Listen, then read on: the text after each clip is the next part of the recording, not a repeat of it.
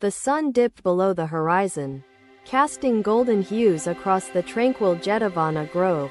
Disciples gathered, their robes swaying in the breeze. Buddha sat beneath the Bodhi tree, his posture serene, eyes softly closed. "Ananda," he said, opening his gaze. "Speak." Ananda bowed low, his expression thoughtful. "Blessed One, how can we best connect with others through our words?" he asked earnestly.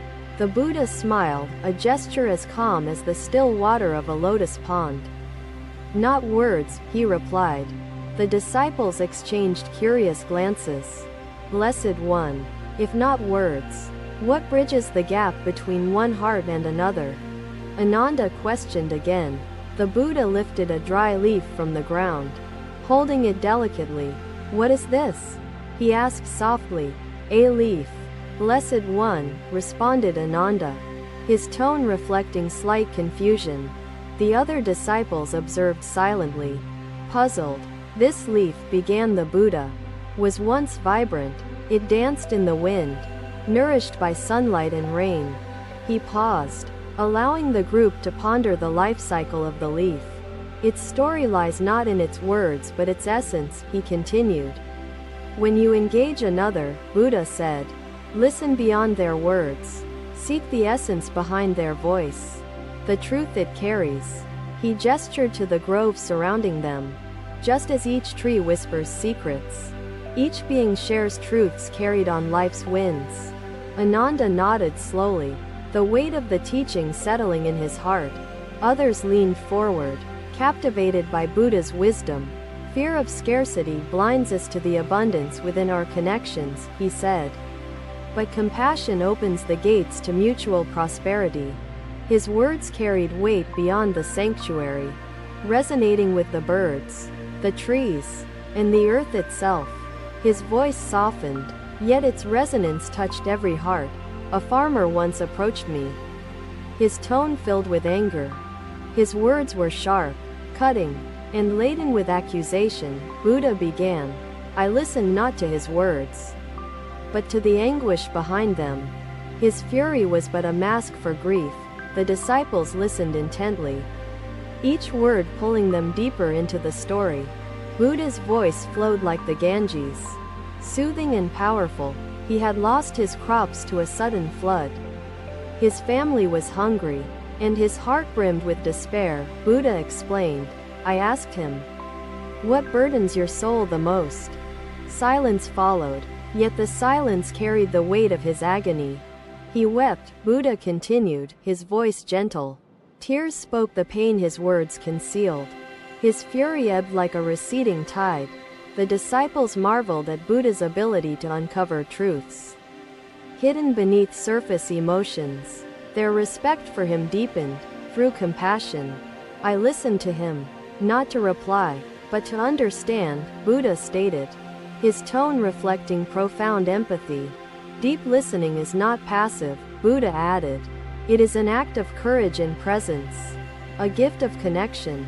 Buddha placed the leaf down, letting the wind carry it away. This lesson I offer you today, hear with your heart. A bird sang nearby, its melody pure and unrestrained. The Buddha gestured toward it. Even nature listens deeply, he observed. The disciples sat silently, letting the lesson permeate their thoughts like rain seeping into parched soil. Buddha remained serene. As moonlight bathed the grove, Ananda spoke once more. Blessed One, how do we cultivate such listening in ourselves? He asked. The Buddha gazed at him, his eyes kind.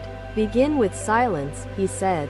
In silence, truth reveals itself more readily. He continued, silence is not absence. It is a space where words dissolve, and understanding takes root. The disciples nodded, reflecting on the profound wisdom Buddha shared. The teachings resonated deeply, stirring shifts in their consciousness. Words are like ripples on a pond's surface, Buddha added. Beneath them lies stillness. Listen for that stillness in others. The path to deep listening is not learned overnight, Buddha advised. It unfolds with patience, mindfulness, and unyielding compassion. The grove grew still. The only sounds a gentle breeze and the occasional rustle of leaves. Buddha smiled, sensing their understanding. Our task as seekers, Buddha concluded, is to listen for life's essence. To hear not just words, but the song beneath. His voice faded into the night, but its echo lingered in every heart. The disciples bowed deeply, their spirits elevated. Buddha then rose, his movements fluid, as though he carried the universe lightly. Rest now, for tomorrow brings further teachings, he said. The disciples dispersed, their thoughts tethered to Buddha's words, their souls yearning to master the art of deep listening. Ananda lingered, gazing at the moon. May I, too, hear life's whispers as you do, Blessed One? He murmured softly. The Buddha turned back briefly. You already do, Ananda, he said, his voice faint yet profound. You simply need to trust it. Another day began, the soft light of dawn illuminating the Jetavana grove. Disciples gathered, their footsteps light upon the earth. The Buddha sat near a serene lotus pond, his gaze steady, reflecting the calm waters before him. Subhuti, he called. Subhuti approached with reverence, bowing deeply before the Blessed One. What teaching shall you grace us with today, O teacher? He asked. The Buddha smiled faintly, his hands resting upon his knees. Tell me, Subhuti, he said, what do ripples upon water teach? Subhuti glanced at the pond, watching its stillness as a gentle breeze stirred its surface. They spread outward, Blessed One. The Buddha picked up a pebble and held it aloft.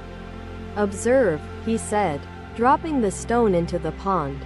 Concentric ripples spread across the water, glistening under the morning light. Every act, every word, creates ripples, Buddha explained. They touch others unseen. The disciples leaned closer, their curiosity piqued by the imagery Buddha had drawn. The pond shimmered with life, reflecting the sky. When we listen, we touch not just words but the emotions they carry, Buddha continued, his voice resonating softly. Compassion, he said, is the art of soothing the ripples, allowing stillness to return, healing to emerge naturally. Subhuti's brow furrowed with thought. How, Blessed One, can we practice this compassion in our listening? What must we do? The Buddha's eyes sparkled as he began. Once, he said, a grieving mother, Kisa Gautami, came to me, clutching her deceased child. Her words were fractured by sorrow, her breath heavy with anguish. She sought a remedy for death itself, Buddha recounted. I saw beyond her desperation. Witnessing her profound love and boundless grief, he continued. Her heart overflowed, yet was alone. The disciples listened intently, captivated by Buddha's unfolding narrative. Each word seemed a thread connecting them to something deeper. I gave her a task, Buddha said, to find a mustard seed from a household untouched by death's shadow. She visited countless homes, sharing her story, hearing theirs. With each encounter, her grief mingled with shared human suffering. Through her quest, she learned not only impermanence but the interconnectedness of all beings, Buddha explained. Her heart softened. The disciples reflected on Kisa Gautami's journey, her transformation resonating with their own struggles and lessons. Buddha's voice carried wisdom. Compassion in listening does not seek to fix, to change, but to accompany, Buddha said. It is a sacred presence. He gestured again to the ripples, now fading into the pond's surface. Such is the impact of a compassionate listener, he observed. Subhuti, Buddha continued. When you listen, let your heart be as this pond. Absorb without judgment, and stillness will emerge. The disciples nodded, their minds absorbing the lesson as sunlight danced upon the pond's surface. Nature mirrored the Buddha's words. Practice begins with yourself, Buddha added. Listen to your own heart, your own fears and joys, with tender acceptance. The more you understand your own ripples, The more you can embrace those of others with genuine compassion, he advised. A bird's song broke the stillness, its melody weaving with the Buddha's teachings. The grove seemed alive, responding to his presence. Let us reflect, Buddha said, closing his eyes. The disciples followed, their breaths syncing with the rhythm of the morning. The silence spoke volumes. Each ripple of thought stilled within the embrace of Buddha's wisdom. The lesson sank deep into them. Subhuti opened his eyes after some time, his face radiating a newfound clarity. Thank you, Blessed One, for your infinite guidance. The Buddha smiled, as if seeing Subhuti's growth reflected in the light around him. Compassion is infinite, just as its ripples are. As the day unfolded, the lesson spread among the disciples like the ripples on the pond. Touching each heart it encountered, they dispersed, carrying the weight of the teaching with them, ready to face the world with ears open and hearts soft. Another day arrived. The morning bustling with the vibrant energy of a village market, the air filled with lively chatter. The Buddha and his disciples entered the village, their robes glowing softly under the golden sun. Villagers bowed respectfully. A man approached the Buddha, his eyes clouded with frustration. "O teacher," he said, "why do you remain silent often?" The Buddha paused, his gaze steady yet compassionate. "Tell me, friend," he asked, "what does silence mean to you?" The man frowned, considering the question. "It can mean avoidance, indifference, or even fear," he replied hesitantly, his tone uncertain. The Buddha gestured to a nearby bamboo grove. "Hear the wind moving through the bamboo," he said. "What does it say?" The man listened, his expression softening. "It says nothing yet feels alive," he murmured, puzzled but intrigued by the Buddha's question. The Buddha continued, "Just as the wind carries no words, silence can carry depth beyond what speech can express." The man's curiosity grew. "But how, O teacher? Can silence bring connection where words fail?" he asked, his tone still hesitant. The Buddha motioned for the man to sit, and others gathered around. "I will share a story," he said. "Once, a king came to me, his heart heavy, his mind restless. He sought guidance but carried great pride." The disciples and villagers listened intently, captivated by the Buddha's presence and words. His voice flowed like a river. The king demanded answers for his troubles, his words sharp and impatient. The Buddha continued, his tone calm but firm. I offered him no immediate reply, letting silence take hold between us. He grew frustrated but eventually paused to think. The Buddha's gaze turned thoughtful, his hands resting gently on his lap. In the quiet, the king heard his own thoughts. He saw his pride reflected in the stillness. Realizing the obstacles it created, silence became his mirror, Buddha explained. The villagers whispered among themselves, impressed by the simplicity and power of the story. The Buddha waited patiently. Silence, Buddha said, is not emptiness. It is a space that invites clarity, understanding, and transformation to emerge naturally. The man nodded slowly, his earlier frustration fading into contemplation. But is silence always the answer, Blessed One? He asked. The Buddha's smile was faint yet profound. Silence must be chosen wisely. It should heal and connect, not harm or neglect. He gestured toward a young mother calming her child nearby. She speaks softly, but her embrace holds greater power, he noted. The crowd observed the scene, understanding Buddha's teaching through the simple act of the mother's care. Actions spoke volumes. Sometimes silence accompanies presence, Buddha continued. Like the moon accompanying the night, its light speaks without sound, guiding gently. The man's expression softened further, his earlier doubts giving way to gratitude. I see now, Blessed One, he said humbly.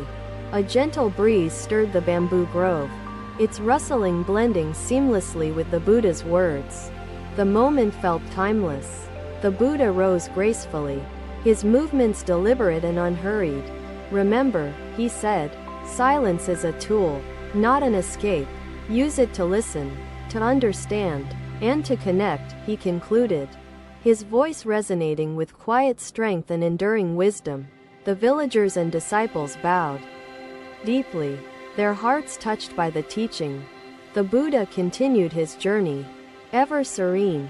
His presence lingered long after he departed, like the gentle rustle of leaves, a reminder of the power of silence. But how do I sustain this practice when life's demands return with force? The Buddha reached for a nearby flower, its petals vibrant and open to the sun. Sujata. This flower blooms because it is nurtured daily with care and presence. Thank you for watching. Buddha's teachings are always with you. Subscribe to our channel and we will see you in the next video.